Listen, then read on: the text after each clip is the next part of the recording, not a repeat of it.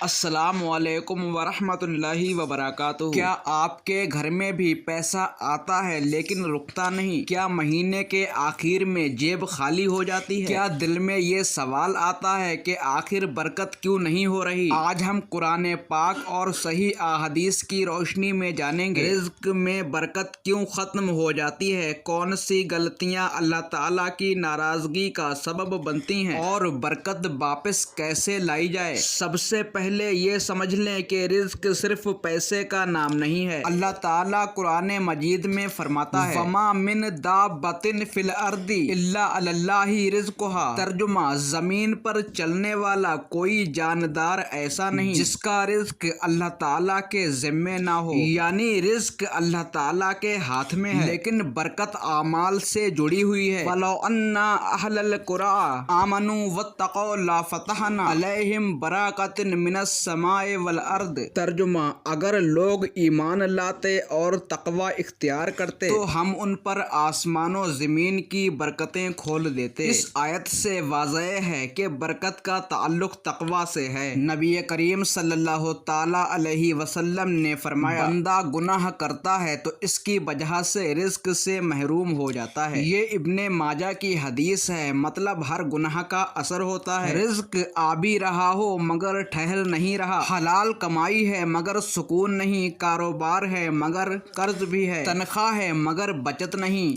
کیونکہ ہم نے چند ایسی عادتیں اپنا لی ہیں جو برکت کو روک دیتی ہیں۔ برکت کا مطلب یہ نہیں کہ پیسہ زیادہ ہو، برکت کا مطلب ہے کم میں بھی کفایت ہو، دل میں سکون ہو، بیماری کم ہو، گھریلو جھگڑے نہ ہو۔ رزق میں برکت کے لیے 3 بنیادی ستون: نمبر 1 ایمان، نمبر 2 تقوی، نمبر 3 حلال کمائی۔ اگر یہ کمزور ہو تو برکت رک جاتی ہے۔ ناظرین اکرام، رزق میں برکت رکنے کی سب سے بڑی وجہ کیا ہے؟ وہ ہے حرام کمائی یا شبہ والی آمدنی۔ آج ہم اس مسئلے کو قرآن اور احادیث کی روشنی میں سمجھیں گے۔ اللہ تعالیٰ فرماتا ہے یا ایھا الناس کلوا مما فی الارض حلالا طیبا۔ ترجمہ، اے لوگو، زمین میں جو حلال اور پاک چیزیں ہیں ان میں سے کھاؤ۔ یہاں صرف حلال نہیں فرمایا، حلالا طیبا فرمایا، یعنی حلال ہو، پاکیزہ ہو، ظلم، دھوکہ، سود سے پاک ہو۔ اللہ تعالیٰ فرماتا ہے یمحق اللہ الربا ویربی الصدقات۔ ترجمہ، اللہ تعالیٰ سود کو مٹا دیتا ہے اور صدقات کو بڑھا دیتا ہے۔ غور کریں، سود میں پیسہ بظاہر بڑھتا ہے لیکن اللہ تعالیٰ اس کی برکت ختم کر دیتا ہے۔ آج لون، کریڈٹ کارڈ، سودی کاروبار، یہ سب برکت کو جلا دیتے ہیں۔ نبی کریم صلی اللہ تعالی علیہ وسلم نے فرمایا سود کے 70 سے زائد درجے ہیں۔ سب سے ہلکا درجہ ایسا ہے جیسے کوئی اپنی ماں سے زنا کرے۔ یہ سنن ابن ماجہ کی حدیث ہے۔ یہ کتنا بڑا گناہ ہے۔ نبی کریم صلی اللہ تعالی علیہ وسلم نے فرمایا بیچنے والے اور خریدنے والے سچ بولیں اور عیب ظاہر کریں تو ان کے لیے دین میں برکت ہوتی ہے، اور اگر جھوٹ بولیں اور عیب چھپائیں تو برکت ختم کر دی جاتی ہے۔ آج کے کاروبار میں غلط وعدے، جھوٹی قسمیں، عیب چھپانا، یہ سب برکت کو ختم کر دیتے ہیں۔ اگر گھر میں حرام پیسہ آ جائے تو بیماریاں بڑھتی ہیں، گھریلو جھگڑے ہوتے ہیں، اولاد نافرمان ہوتی ہے، سکون ختم ہو جاتا ہے کیونکہ اللہ تعالیٰ کی ناراضگی شامل ہو جاتی ہے۔ رسول اللہ صلی اللہ تعالی علیہ وسلم نے ایک شخص کا ذکر فرمایا جو سفر میں ہاتھ اٹھا کر دعا کرتا ہے یا ربی یا ربی، لیکن اس کا کھانا حرام، پینا حرام، لباس حرام اور کمائی حرام ہو تو فرمایا اس کی دعا کیسے قبول ہوگی؟ یہ صحیح مسلم کی حدیث ہے۔ یہ بہت بڑا سبق ہے۔ اگر کسی سے غلطی ہو چکی ہو تو نمبر 1 سچی توبہ کریں، نمبر 2 حرام مال چھوڑ دیں، نمبر 3 سودی معاملات ختم کریں، نمبر 4 حلال کمائی اختیار کریں، نمبر 5 صدقہ کریں۔ اللہ تعالیٰ بہت مہربان ہے۔ اللہ تعالیٰ فرماتا ہے ان اللہ یقبل التوبۃ عن عبادہ۔ ترجمہ، بے شک اللہ تعالیٰ اپنے بندوں کی توبہ قبول فرماتا ہے۔ اگر آپ چاہتے ہیں کہ رزق میں برکت ہو، گھر میں سکون آئے اور قرض ختم ہو تو سب سے پہلے اپنی کمائی کو پاک کریں۔ ناظرین محترم، ہم نے پہلی بڑی غلطی سنی حرام کمائی۔ اب سوال یہ ہے کہ اگر کمائی حلال بھی ہو پھر بھی برکت کیوں نہیں آتی؟ تو اس کی دوسری بڑی وجہ ہے نماز میں سستی اور اللہ تعالیٰ سے دوری۔ اللہ تعالیٰ فرماتا फरमाता है वामुर अहलका बिस्सलाती वस्तबिर अलैहा ला नसअलुका रिज़्का नहनु नरज़ुकुक। तर्जुमा, अपने घर वालों को नमाज का हुक्म दो और खुद भी इस पर कायम रहो। हम तुमसे रिज़्क नहीं मांगते, हम तुम्हें रिज़्क देते हैं। और करें, अल्लाह ताला ने नमाज के साथ रिज़्क का जिक्र किया, यानी नमाज कायम होगी, रिज़्क में बरकत होगी। नबी करीम सल्लल्लाहु ताला अलैहि वसल्लम ने फरमाया, बंदे और कुफ्र के दरमियान फ़र्क सिर्फ नमाज है। ये सही मुस्लिम की हदीस है। अगर इंसान नमाज में सुस्ती करे तो अल्लाह ताला की मदद उससे दूर हो जाती है। आज की हकीकत, कारोबार के लिए वक्त है, मोबाइल के लिए वक्त है, टीवी के लिए वक्त है, लेकिन नमाज के लिए वक्त नहीं। फिर हम कहते हैं कि घर में बरकत नहीं। नबी करीम सल्लल्लाहु ताला अलैहि वसल्लम ने फरमाया, मुनाफिकीन पर सबसे ज्यादा भारी नमाज फज्र और इशा की है। ये सही बुखारी की हदीस है। फज्र की नमाज छोड़ना बरकत के दरवाजे बंद कर देता है। रसूल अल्लाह सल्लल्लाहु ताला अलैहि वसल्लम ने दुआ फरमाई, ऐ अल्लाह ताला मेरी उम्मत के लिए सुबह के वक्त में बरकत अता फरमा। ये सुनन अबू दाऊद की हदीस है। इसलिए जो शख्स फजर के बाद सोता रहता है वो बरकत खो देता है। अगर घर में नमाज नहीं, कुरान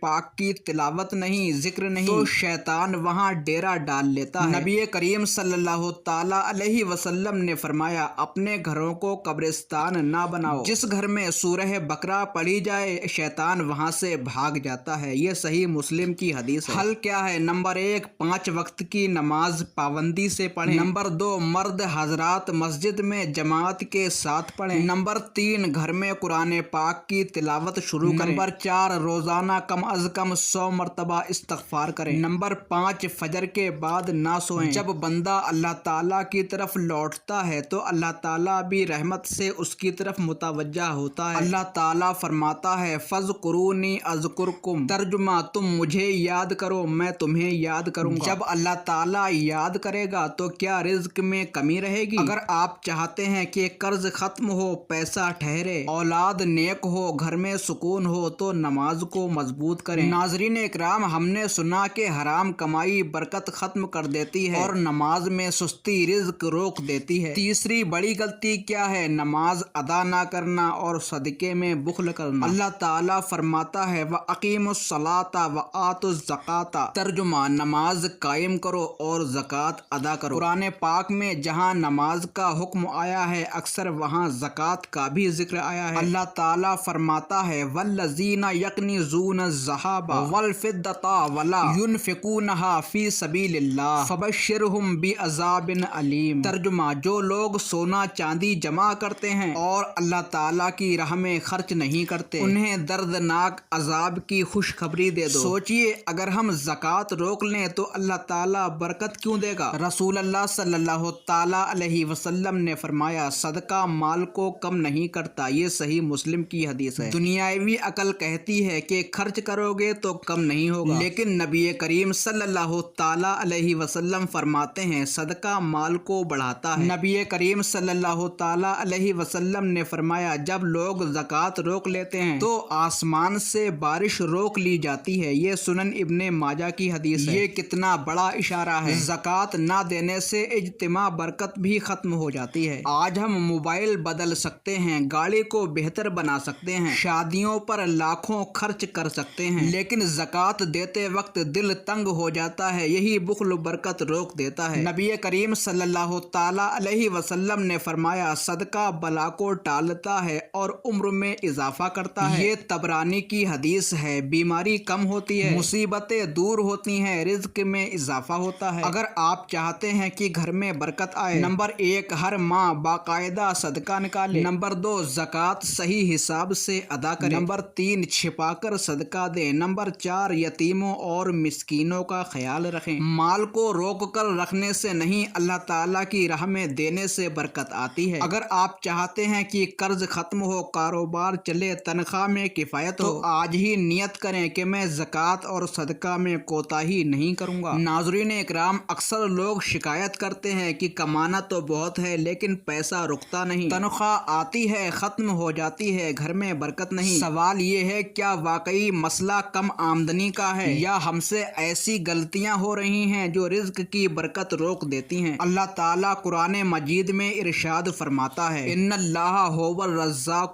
ذو القوۃ المتین۔ ترجمہ، بے شک اللہ تعالیٰ ہی بڑا رزق دینے والا، طاقت والا اور مضبوط ہے، مطلب صاف ہے۔ رزق انسان نہیں دیتا، نوکری نہیں دیتی، کاروبار نہیں دیتا، اصل دینے والا اللہ تعالیٰ ہے۔ سب سے پہلی اور سب سے خطرناک غلطی گناہ۔ نبی کریم صلی اللہ تعالیٰ علیہ وسلم نے فرمایا بے شک بندہ گناہ کی وجہ سے رزق سے محروم کر دیا جاتا ہے۔ یہ مسند احمد کی حدیث ہے۔ جب گناہ عام ہو جائیں تو برکت ختم ہو جاتی ہے۔ گناہ کون سے؟ نماز چھوڑ دینا، دھوکہ دینا، جھوٹ بولنا، سود لینا دینا، والدین کی نافرمانی، حرام کمائی۔ کئی لوگ کاروبار میں جھوٹ بولتے ہیں، ناپ تول میں کمی کرتے ہیں، ظاہر میں منافع نظر آتا ہے لیکن کچھ عرصے بعد بیماری، قرض، نقصان شروع ہو جاتا ہے۔ یہ کیا ہے؟ یہ برکت کا اٹھ جانا ہے۔ اللہ تعالیٰ فرماتا ہے فَقُلْتُ اسْتَغْفِرُوا رَبَّكُمْ إِنَّهُ كَانَ غَفَّارًا يُرْسِلِ السَّمَاءَ عَلَيْكُمْ مِدْرَارًا۔ ترجمہ، تم اپنے رب سے استغفار کرو، وہ تم پر بارش برسائے گا۔ نتیجہ، استغفار رزق میں اضافے کا ذریعہ ہے۔ اگر آپ چاہتے ہیں کہ گھر میں پیسہ رکے تو سب سے پہلے 5 وقت کی نماز قائم کریں، روزانہ کم از کم 100 مرتبہ استغفار کریں، حرام کمائی چھوڑ دیں۔ یاد رکھیں حرام مال کبھی فائدہ نہیں دیتا اور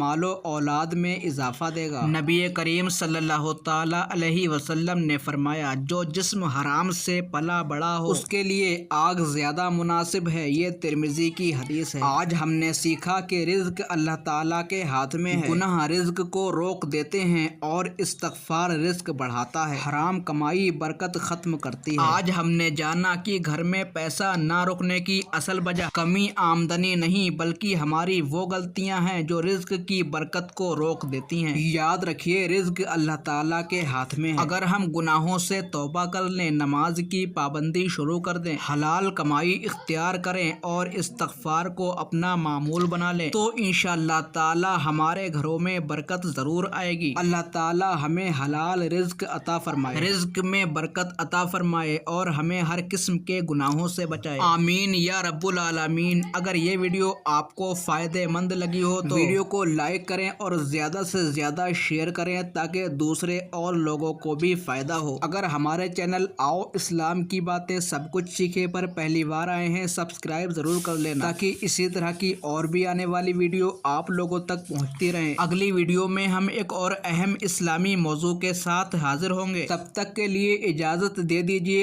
السلام علیکم، اللہ حافظ۔